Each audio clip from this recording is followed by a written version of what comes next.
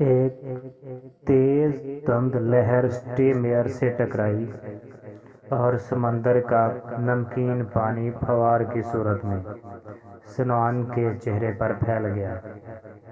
اس نے جیب سے رومال نکال کر منہ پونچھا اور ادھر ادھر نظر دوڑائی۔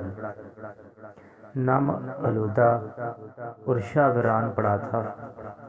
تمام مسافر رات کی خنکی اور سمندر کی نم آلودہ ہواؤں سے بچاؤ کی خاطر اسٹیمر کی نچلی منزل میں واقع قہوہ خانہ میں جا چکے تھے۔ ہوا اب قدرے یہ تیز ہوا چل رہی تھی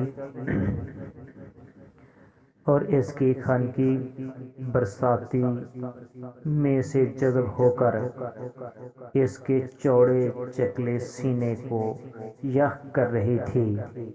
سنان نے اپنا مختصر سامان اٹھایا اور قہوہ خانہ کو اترکی ہوئی سیڑھیوں کی جانب چل دیا۔ قہوہ خانہ کچا کھچ بھرا ہوا تھا۔ یہاں پر لہروں کے شور کی بجائے انسانی آوازوں کا غوطہ تھا۔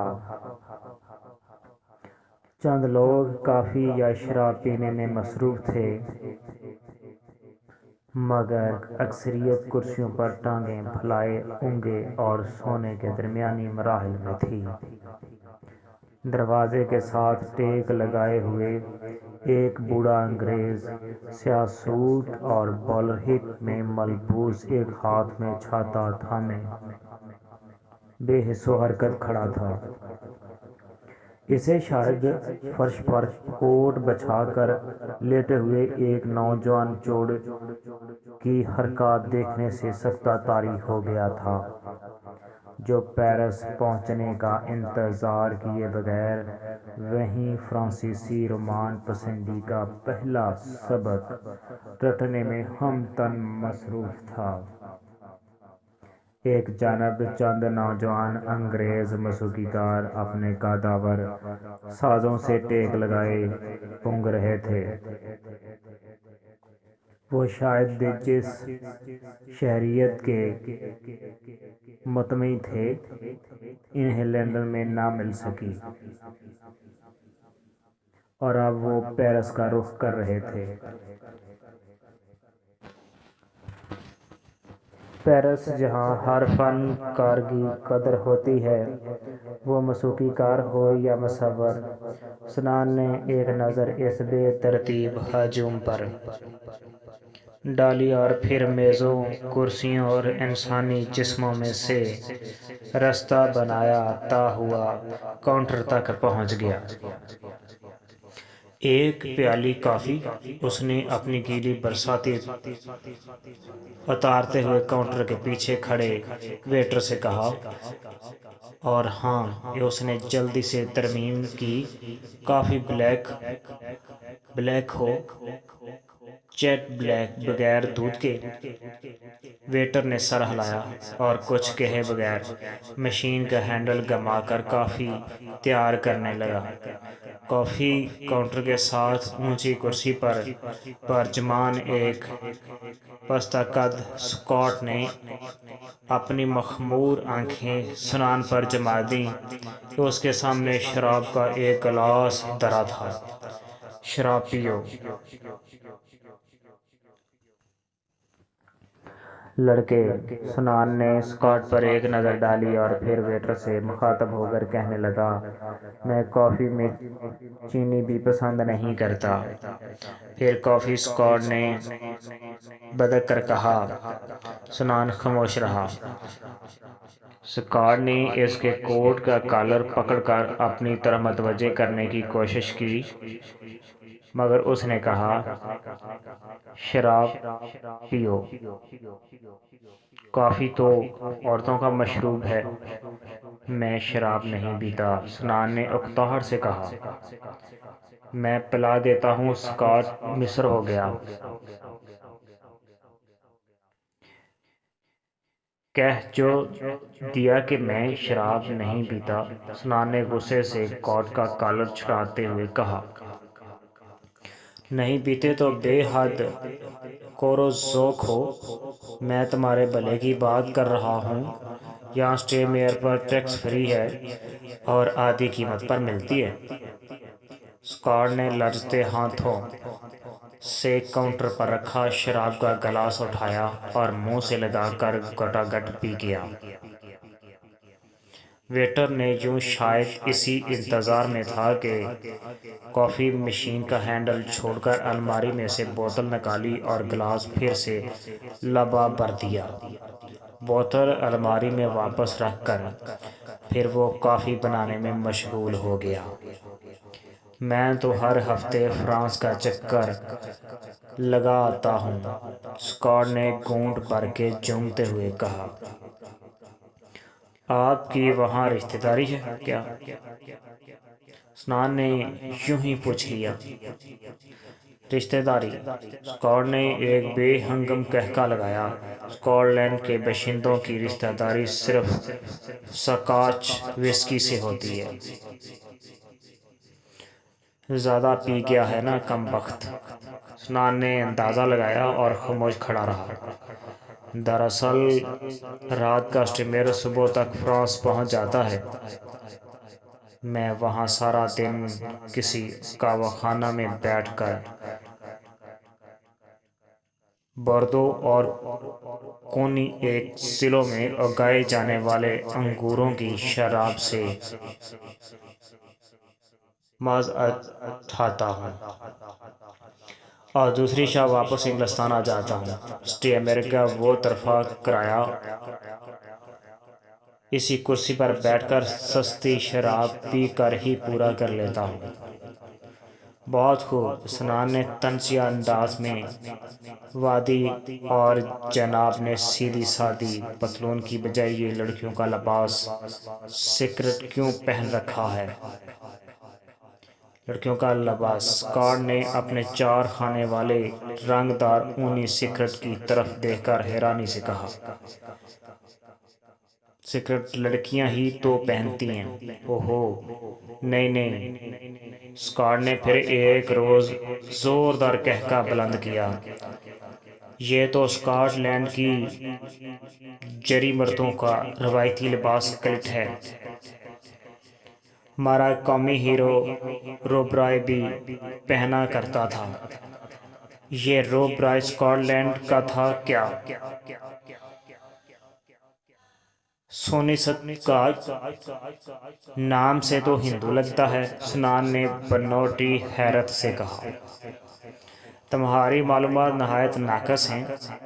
اسکاٹ نے گلاس پھر خالی کر دیا اور اپنے کلٹ کو گھٹنوں پر پھیلاتے ہوئے کہنے لگا، ویسے یہ لباس ہے بڑے کام کی چیز، صرف تیز ہوا چلے تو مصیبت کھڑی ہو جاتی ہے۔ تو آپ لوگ اسے پہنتے ہی کیوں ہیں؟ میں تو صرف اس لیے پہنتا ہوں کہ فرانسیسی عورتیں اسے بے حد پسند کرتی ہیں، فدا ہو جاتی ہیں بس۔ اسکاٹ نے اپنا بدبودار منہ سنان کے پاس لا کر بڑے رازدارانہ لہجے میں بتایا اور پھر مسکرا کر کہنے لگا، ویسے فرانسیسی عورتوں کے بارے میں تمہارا کیا خیال ہے؟ کبھی ملنے کا اتفاق نہیں ہوا؟ کافی سارا۔ ویٹر نے سفید جاگ سے بھرپور کافی کی پیالی سنان کے آگے رکھ دی۔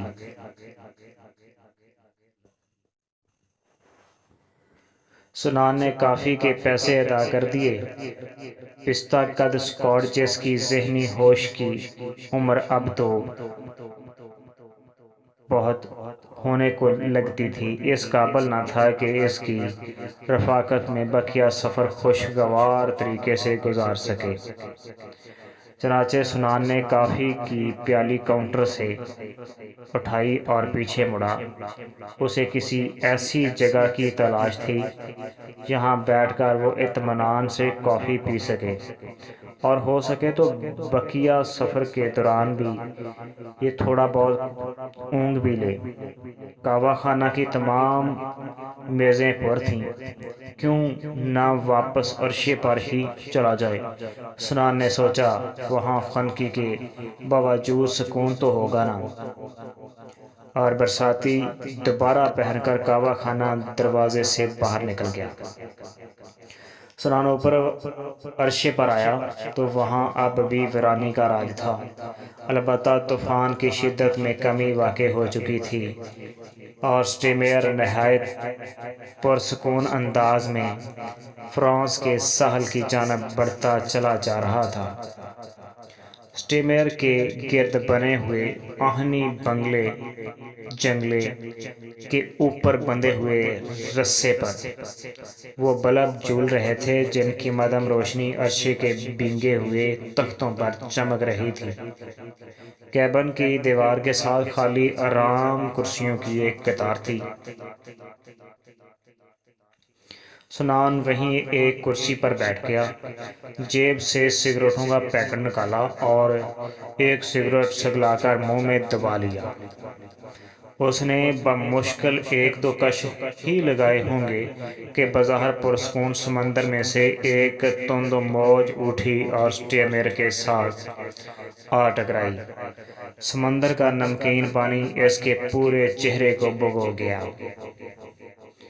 سگریٹ بجھ گیا۔ سنان زیر لب بڑبڑاتا اور پھر گیلے سگریٹ کو عرشے پر پھینک کر کافی پینے میں مشغول ہو گیا۔ اس نے ایک چسکی لگا کر رسوں سے جھولتے ہوئے کمکموں سے پرے دیکھنے کی کوشش کی، مگر صرف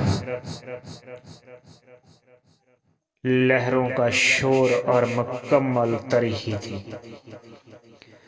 تھوڑی دیر بعد اسے احساس ہوا کہ وہ عرشے پر اکیلا نہیں بلکہ ساتھ والی کرسی پر ایک اور مسافر موسم کی سختیوں سے بے نیاز ٹانکیں پھیلائے سو رہا ہے۔ اس نے سر سے پاؤں تک اپنے آپ کو ایک بھاری سرخ کوٹ سے ڈھانک رکھا تھا۔ ایک دم سٹیمر کا گھماتا ہوا بمبور زور سے بجا۔ اور کتنی سردی ہے! اوہو! یہ سریلی اور ٹھٹھراتی ہوئی آواز کے ساتھ والی کرسی پر پڑے سرخ کوٹ میں سے آئی۔ سنان نے بکھلا کر کافی کے پیالے عرشے پر رکھ دیے۔ اوہو! سرخ کوٹ اب باقاعدہ کھلڑا رہا تھا۔ جواب تو دینا چاہیے، سنان نے سوچا۔ آپ کو کس بھلے مانس نے اس سردی میں سے عرشے پر سونے کا مشورہ دیا تھا؟ اس نے اپنا منہ کوٹ کے اس بٹن کے پاس لے جا کر زور سے کہا جس کے پاس سریلی آواز کے کان ہو سکتے تھے۔ اوہو! کوٹ ایک دم اچھل پڑا۔ کالر کے سرے پر دو خوفزدہ آنکھیں جھانکنے لگیں۔ تم کون ہو؟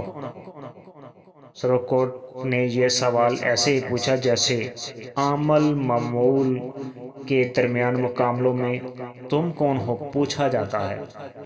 مسافر، سنان نے معمول کی بحر میں جواب دیا۔ مدھم روشنی میں وہ صرف اتنا دیکھ سکا کہ عمل لڑکی ہے اور بال لڑکیوں کی طرز چھوٹے چھوٹے کٹے ہوئے ہیں اور خوبصورت بھی ہے۔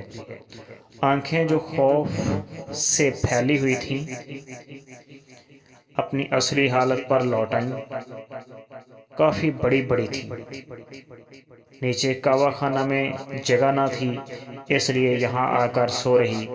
میرا تو وہاں دم گھٹ رہا تھا، سرخ کوٹ نے آہستہ سے کہا۔ سنان اب اس انتظار میں تھا کہ سرخ کوٹ آنکھوں سے نیچے ڈھلکے اور وہ اس پر کے بقیہ خد و خال دیکھ سکے۔ آنکھیں اب آہستہ آہستہ نیند کے بوجھ سے بند ہو رہی تھیں۔ اہم، سنان نے گلا صاف کرتے ہوئے کہا، اگر آپ چاہیں تو میں آپ کی اپنی برساتی دے سکتا ہوں۔ سرخ کوٹ پر پھیلا دیجئے، فوار سے بچاؤ تو ہوگا۔ ओहों, सुरखकोर ने साफ इनकार कर दिया और फिर ऊँघने लगा। स्नान को नींद बिल्कुल नहीं आ रही थी। उसने सोचा कि अगर ये लड़की सो गई तो सुबह तक यूं ही गुमसुम होकर बैठा रहना पड़ेगा। गुफ्तगू जारी रहनी चाहिए। क्या आज वाकई बेहद सर्दी है?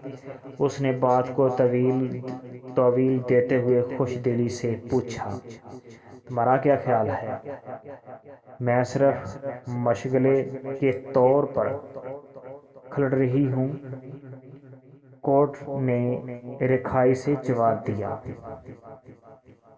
स्नान ने मुंह बना लिया। अजीब लड़की है, बात करने की भी तमीज़ नहीं। यूरोप में काली आंखें, काले बाल और मशरकी खदुखाल लड़कियों के लिए समय कातल की हैसियत रखते हैं।